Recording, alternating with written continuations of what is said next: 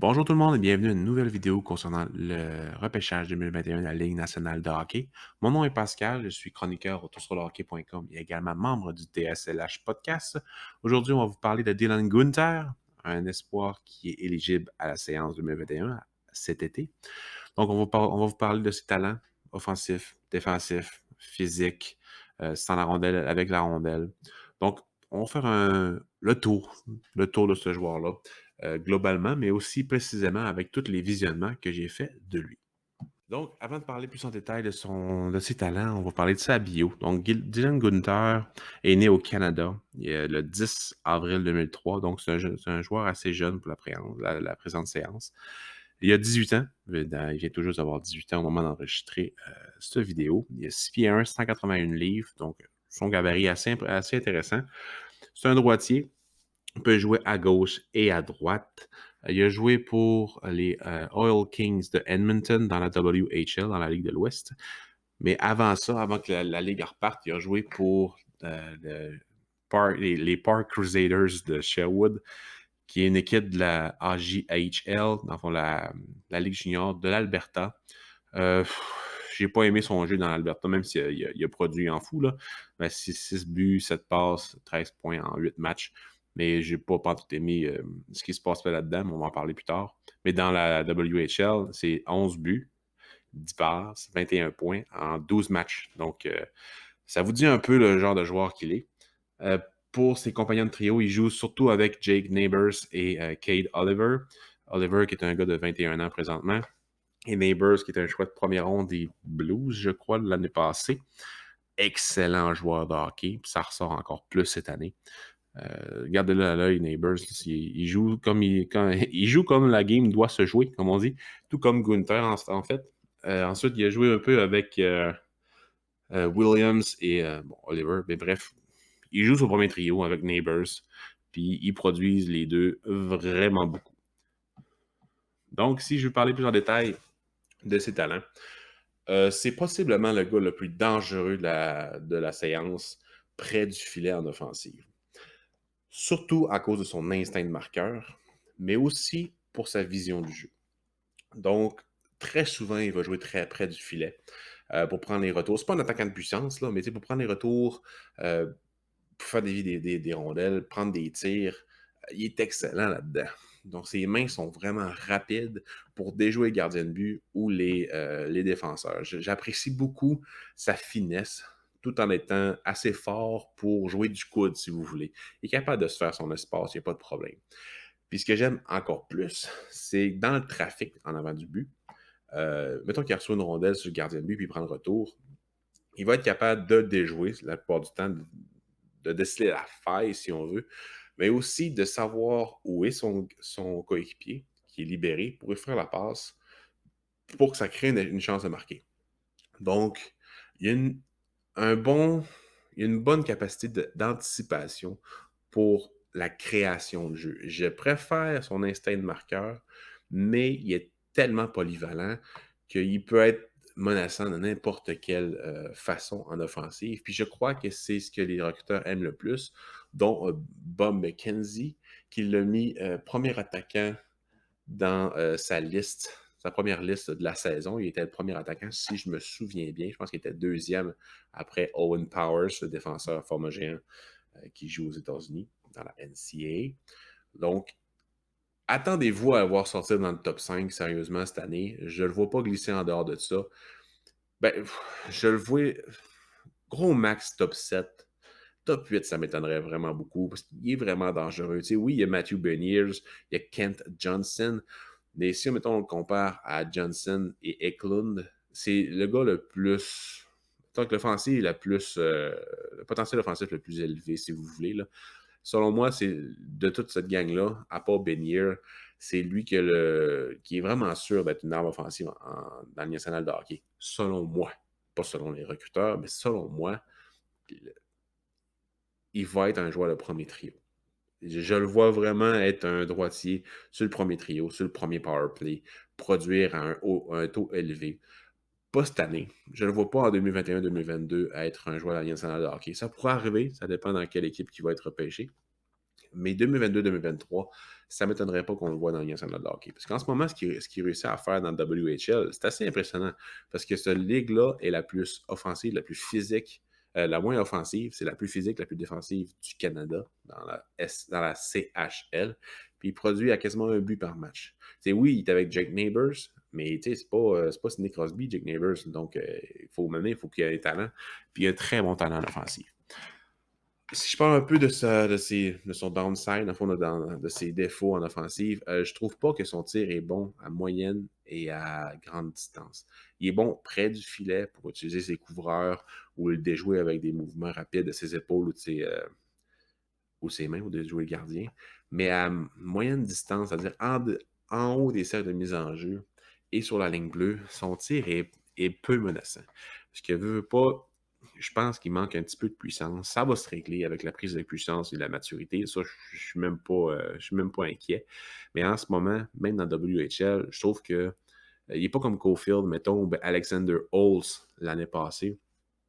Son tir, il faut qu'il soit près. Il faut qu'il soit près du filet, qu'il y ait un écran pour vraiment le battre, le gardien de but. Il peut battre quelqu'un clean shot, là, mais il faut qu'il soit près de lui, comparativement à Alexander Holtz et à Cole Caulfield, qui peuvent battre un gardien de but n'importe quel angle, n'importe quelle distance du but.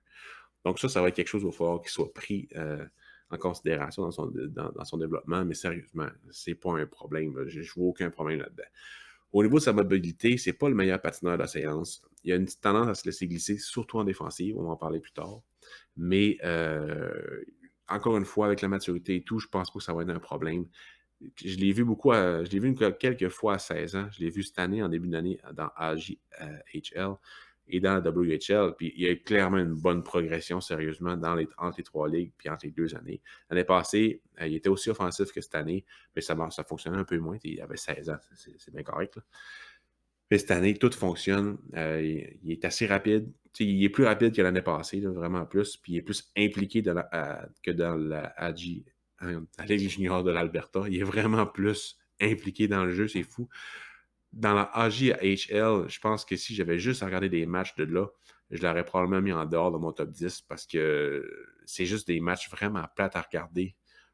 Si tu compares, mettons, à NCAA, à la USHL aux États-Unis, même à la Ligue québécoise, là, à la HJMQ, sérieusement, c'est un niveau vraiment inférieur. Puis tu le voyais qu'il sait, qu'il savait, fait qu'il se donnait pas à fond, puis ça m'énerve, quelqu'un qui se donne pas à fond, fait que je descendais, mais dès que je l'ai vu dans le WHL, je dis OK, non, c'est pas pantoute le même joueur, il est vraiment impressionnant. Puis ben, j'ai beaucoup apprécié ça. Ensuite, au niveau de la mobilité, comme je disais, ça, il faut juste prendre la masse dans ses pieds, dans ses jambes, puis ça va être correct. Parce qu'il est quand même assez impliqué en offensive, mais en défensive, c'est beaucoup moins. Il est moins. Il y a moins de vouloir, si vous voulez, pour être gentil, là. Il se laisse glisser pas mal plus. Il joue vraiment haut pour faire la relance et tout. Donc, tu sais, il faut vraiment falloir qu'il travaille là-dessus. Puis, c'est normal pour un joueur aussi talentueux, surtout qu'il joue avec Jake Neighbors, qui est très bon en défensive, puis Oliver aussi. Fait que, tu sais, il ne faut pas qu'il se donne à fond pour la défensive. C'est vraiment plus l'offensive, sa job, puis je comprends. Mais, tu sais, moi, j'aime ça quand un joueur de cet âge-là, surtout, démontre un certain intérêt envers la défensive. Ça ne me dérange pas s'il n'est pas si compétent que ça, mais, tu sais, s'il n'est pas une poule pas de tête, enfin, s'il est capable mettons qu'il se débrouille puis qu'il y a un intérêt à y aller, ça, j'apprécie beaucoup. Ils ne sont pas tous obligés d'être des Matthew Beniers, c'est-à-dire excellents dans leur zone, des Philippe Dano, tu sais, ça, des Patrice Bergeron, c'est pas obligé d'être ça, là. Mais il faut juste qu'il y ait un langage physique dans le fond, qu'ils veulent y aller, puis qu'ils se démènent pour avoir la rondelle. Lui, c'est pas top à ce niveau-là, puis j'espère que ça va s'améliorer dans les prochaines années. Au niveau du jeu physique, il aime bien le jeu physique, en fait. Il est impliqué sur le long des bandes, il met de la pression sur l'adversaire en offensive, surtout en échec avant, mais il faut qu'il apprenne à se protéger. Parce que sérieusement, il va se faire ramasser des fois par des joueurs qui sont complètement médiocres, mais il va patiner avec la tête entre les deux jambes, chose typique des joueurs qui adorent avoir la rondelle sur leur palette, là. Mais je l'ai vu dans, je pense, 3 games se faire ramasser dans WHL l'année passée, puis une fois cette année.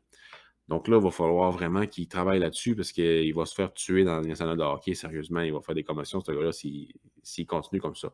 Il a une bonne protection de rondelle, il est vraiment compétent pour utiliser son corps quand il est en rondelle et tout. Mais ça, c'est en offensive. Mais en zone neutre, protège-toi parce que sérieusement, tu n'auras pas une longue carrière. C'est vraiment dommage de voir ça. Comme je disais en offensive, il n'y a pas de problème. C'est vraiment le gars le plus menaçant de la séance. En relance, c'est pas toujours lui qui va avoir la rondelle. Sérieusement, je pense que Oliver et Neighbors le font plus souvent. Il est capable de faire des entrées de zone, de faire des sorties de zone.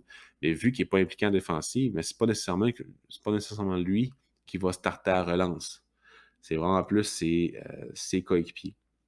Tu sais, il est quand même compétent dans les contre-attaques, dans les 3 contre 2, dans les 2 contre 1. Il est bon là-dedans, mais vu qu'il n'est pas impliqué en défensive, il y a un petit manque à ce niveau-là, qui est une des raisons pourquoi moi, je ne l'ai pas dans mon top 5.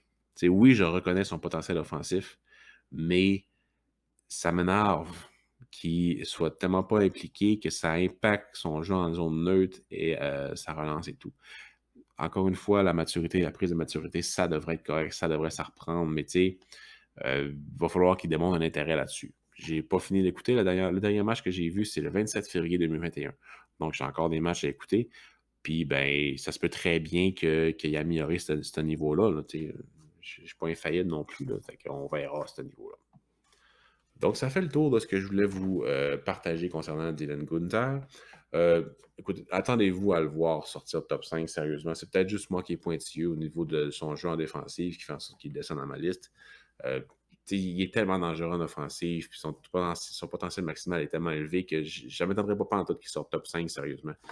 Il y aurait raison de sortir là, parce que c'est vraiment un bon espoir.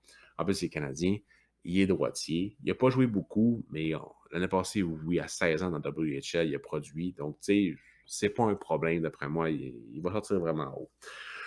Donc, je vous remercie d'avoir écouté la vidéo, de la partager. N'hésitez pas à venir commenter dans les messages privés ou sur les commentaires sur Facebook de la manchette. Aucun problème avec ça. Vous pouvez venir sur Twitter, je suis toujours connecté là-dessus, il n'y a pas de problème, je réponds assez rapidement quand quelqu'un me pose des questions en privé ou bien sur les manchettes et tout. Venez sur Discord, on est présent. Il n'y a pas encore beaucoup de monde sur notre chat Discord, mais quand il y a quelqu'un qui est là et qu'on on peut avoir une bonne discussion, on est impliqué, donc il n'y a pas de problème. Donc, merci beaucoup d'avoir été là et on se revoit sur le